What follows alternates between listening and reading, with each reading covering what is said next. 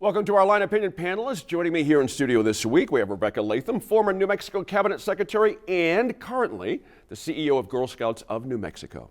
Andy Lyman right to her left, a reporter at the Santa Fe Reporter. And TJ Trout across the table, he's radio host for KKOB AM and FM. It's great to have you all here.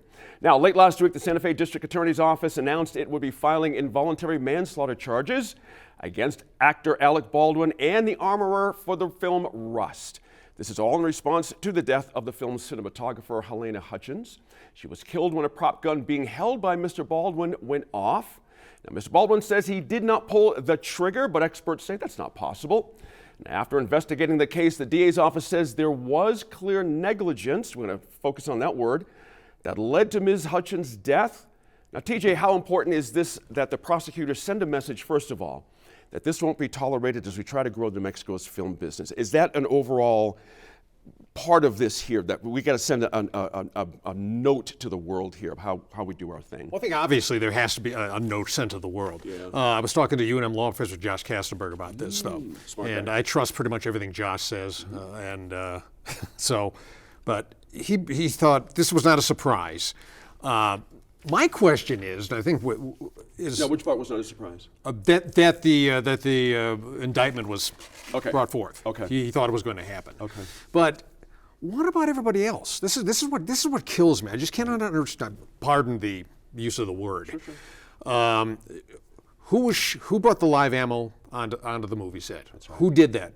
Have we heard? I haven't heard. Nope. Who put the live ammo in the box that was supposed to be just dummy rounds? Who did that? Who loaded the gun? I assume it was Hannah Gutierrez-Reed that loaded the gun.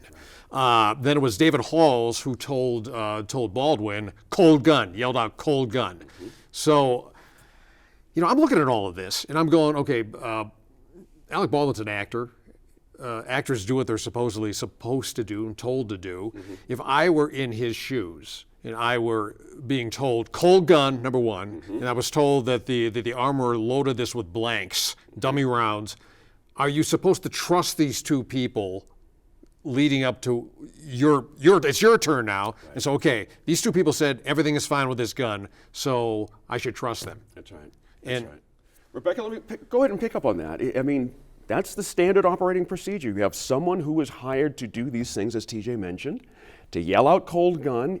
One must assume an actor's head is about lines, setup, being an actor. Why should an actor be put in a position to inspect a gun? I can't understand this at all. There's no industry standard that there is an expectation that actors also be armorers or also backup armorers. I think, there's a conversation about responsible gun ownership in real life, but then in the movies and film, there's a very clear line of who does what, much like the military. You're responsible for this, you're responsible for this, you're responsible for this. Right. There's no precedent or standard or expectation that's ever been published that the actor is also responsible for checking that out. Mm-hmm. Should the armorer be held responsible? In my opinion, sure, yeah. Mm-hmm. I mean, that was her job. Mm-hmm. Should the producer be held responsible? Yeah, because you're responsible for hiring the people to do their jobs. Right. Should Alec Baldwin be criminally charged? I think that is a real stretch. Yeah. Andy, a quote here for everybody. Mr. Baldwin's attorney, Mr. Baldwin had no reason to believe there was a live bullet in the gun or anywhere else in the movie set. He relied on professionals with whom he worked who assured him the gun did not have live rounds. We will fight these charges and we will win. It's interesting, SAG's take on this, certainly, it's one of their members, got to protect them, but there's something here, Andy, about a precedence that worries people. If Mr. Baldwin does not come out on the working end of this, where does that put actors in this? It's troubling on a lot of levels. Yeah, I think especially for productions that happen in New Mexico, I think you started to touch on that earlier, is I guess there's probably lots of production companies out there that are looking at this and saying, well, do we want to go back and film in New Mexico? There's some incentives, obviously, but maybe not Santa Fe, right?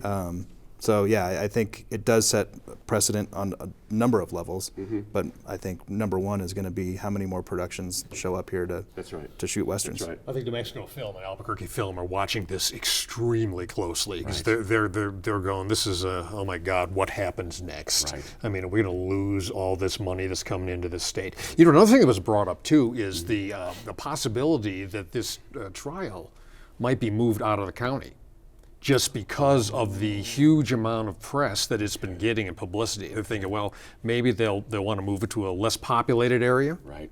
In the state. Interesting how that would go. Rebecca, let me ask you this. First judicial DA, Mary Carmack Altwise, of course, she issued a statement with the charges, and there's been a little bit of pushback about her. This feeling that perhaps she's positioning herself for a political run, or that she's using this situation to increase her name recognition. I mean, she's doing her job.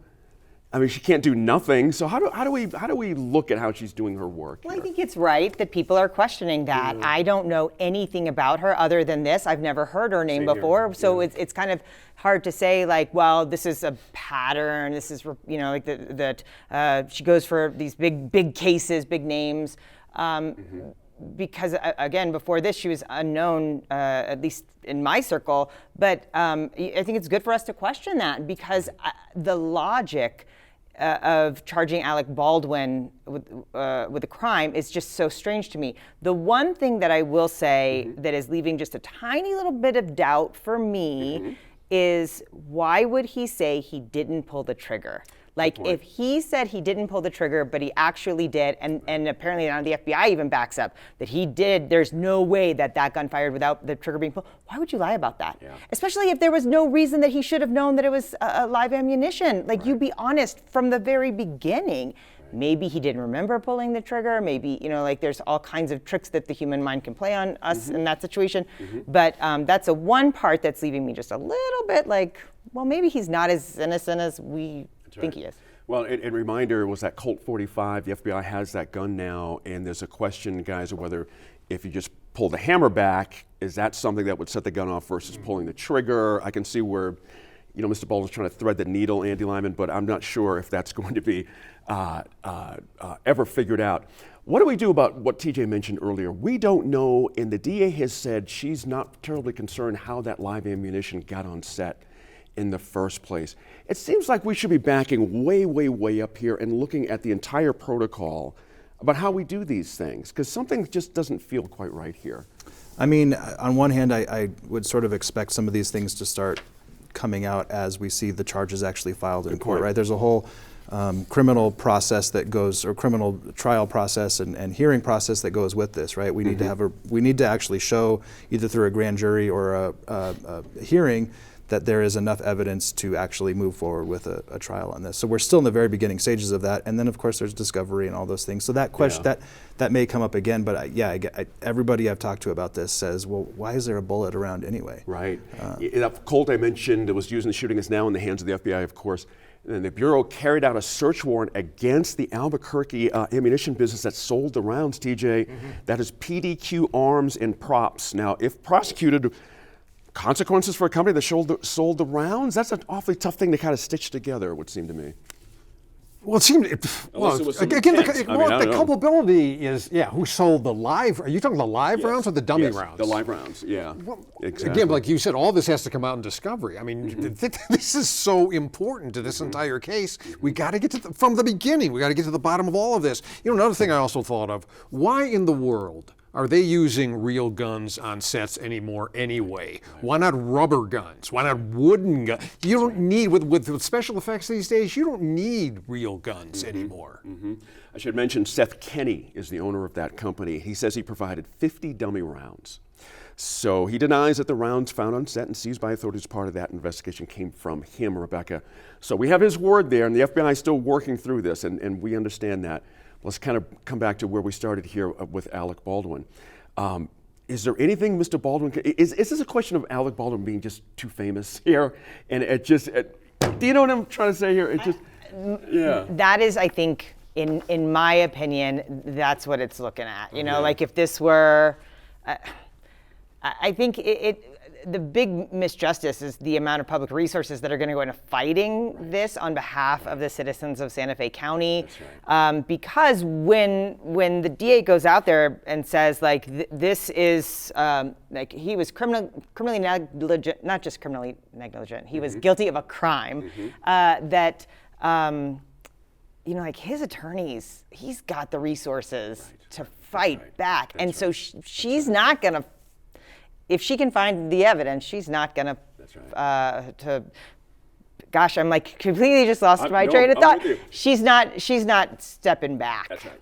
That's right. It's going to be interesting. And I'm curious if any of the local channels are going to carry the trial live. That would be fascinating to watch, wouldn't it? To have all that stuff come out, and like Andy was mentioning, that would be really interesting. Thanks to our Line Opinion panel. We'll be back here at the round table in just about 10 minutes to discuss the debate over pretrial detention that's reignited in the legislature.